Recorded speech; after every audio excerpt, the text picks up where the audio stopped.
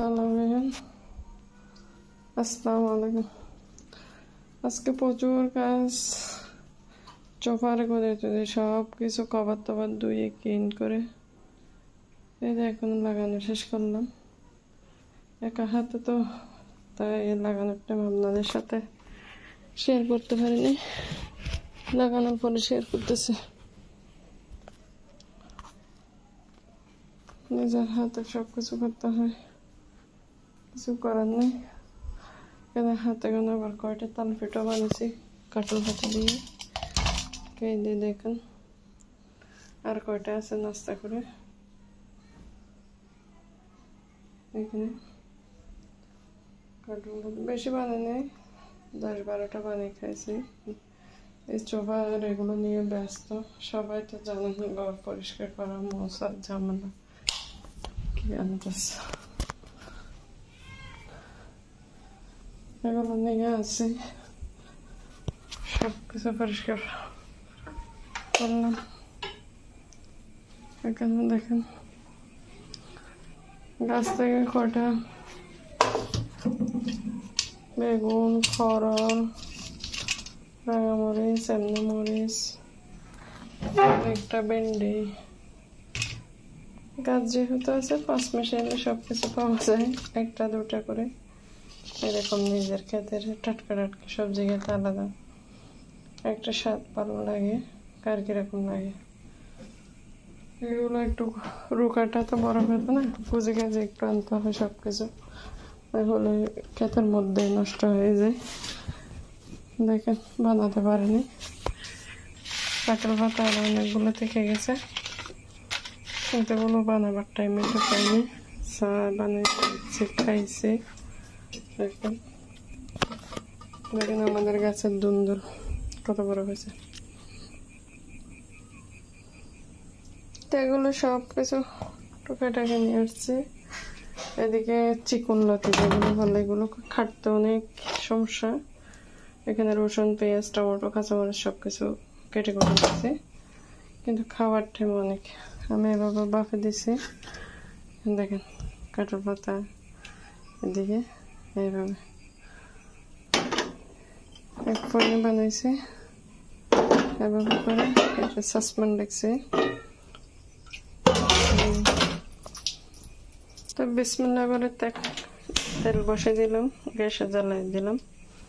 এগুলো হচ্ছে খাঁটি সর্ষের তেল বাগানো, কারণ না হলে আপনাদের কি ক্ষেত আছে, আমাদের ক্ষেত নেই।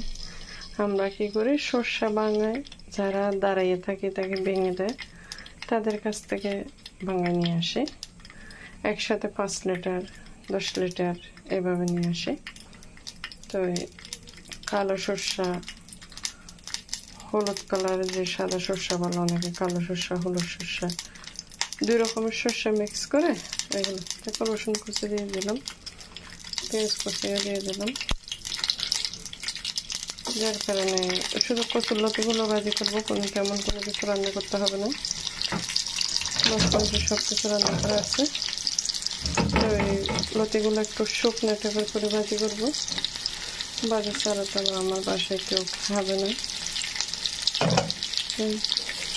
সর্ষের তেলের মধ্যে রান্না করলে এরকম একটা ফ্যান আছে, তো যারা সর্ষের তেলে রান্না করে তারা অবশ্যই আরো কিছু করে এটা খাঁটি সর্ষের তেল বেশি উঠে। এমনি সর্ষের তেলে এতগুলো উঠবে না, এটা দিয়ে বুঝতে পারবেন এটা আপনাদের বাঙালি গ্রানটা তো আপনাদের নাকের মধ্যে পৌঁছাবে না, গ্রানটা বুঝতে পারবে না, দেখে বুঝে নিতে হবে এরকম হবে।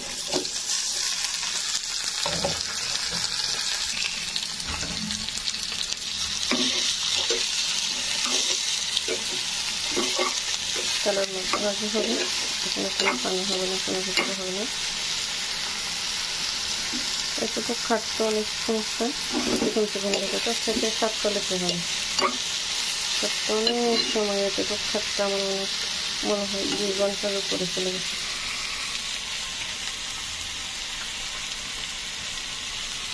একটা হলুদের গুঁড়ো,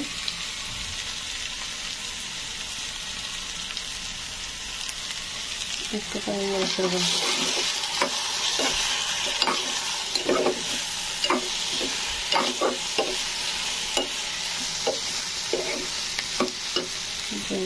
কমে দিতে হবে, লবণ দিয়ে না লবণ দিতে হবে।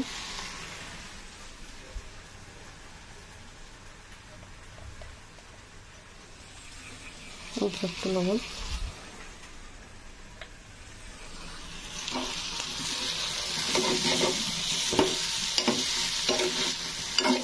এখানে ছাড়া অনেক চিংড়ি মাছ দিতে পারেন, শুটকে দিতে পারেন, আমাদের চট্টগ্রামের মানুষের সাথে শুটকে।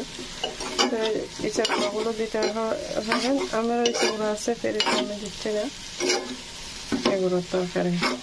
আরো দুই একটা রান্না করা আছে, এই জন্য এমনি বাজি খাবো। তো এগুলো কষতে থাকতে আর একটু কমে যাবে। আপনারা সবাই তো করতে জানেন কম বেশি, এক একজনের যে তাদের সিম্পল খাবার দেবে, এটা দেখার বিষয় নেই, কোনো কিছু দেখার বিষয় নেই। সবাই বেশি সময় রান্না করতে জানে, কোনো বলার কোনো উপকার আছে না।